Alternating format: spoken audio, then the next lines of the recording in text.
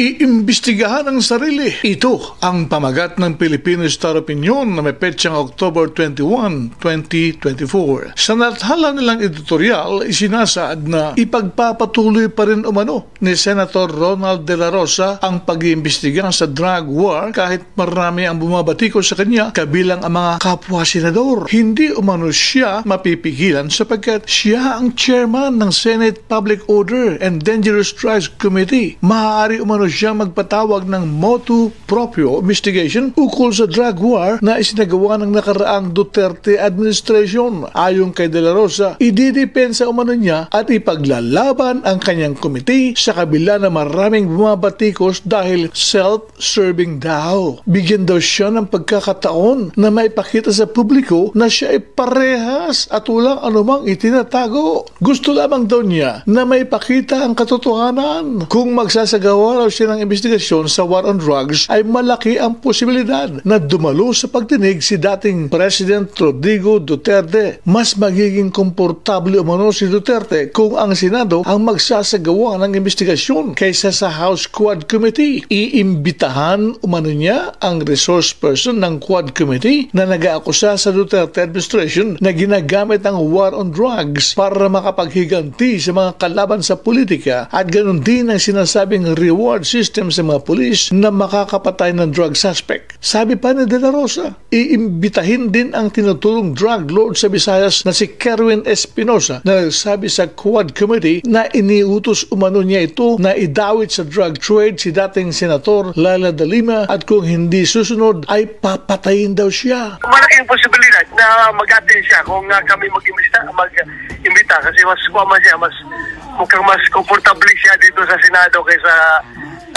lower house. Kung ano man yung mga issues na binato doon laban kay Senator Bongo, laban sa akin o sino pang ibang inaakusahan doon na ayaw mag-attend doon, pwede siya mag-attend dito sa Senate hearing. Kung gusto ko lang talagang gamit yung committee ko, di matagal ako nag-hearing dyan.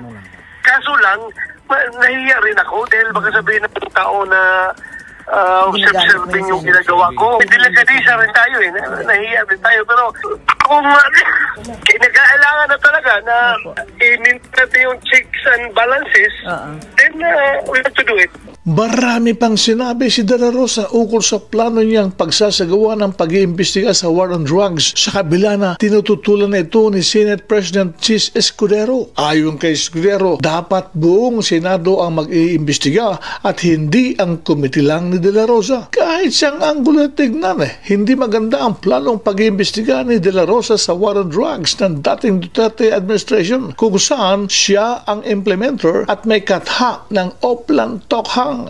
Blue Ribbon Committee lamang at hindi lahat ng komite upang mapagbigyan yung nais sana ni Senator Bato na mag-hearing habang recess kami. Nakausap ko na sila at nasabihan ko na kung maaari makipag-coordinate kay Senator Bato at Senator Go kaugnay ng mga testigong nais nila maimbitahan at ng schedule din ng magiging pagdinig. Maraming drug suspects ang basta na lamang dinampot ng mga pulis o kaya pinasok sa bahay at binaril dahil nanlaban daw. Maaari bang imbestigahan ang sarili? Hindi tama ito. Para maging patas ang investigasyong isasagawa ay nagbibitiw ang kasangkot para hindi masabing na-impluensyahan ang pagsisiyasa. Nasaan ang delikadesa na pamunuan ng investigasyon? Gayong kabilang siya sa iimbestigahan. Katatawanan ito.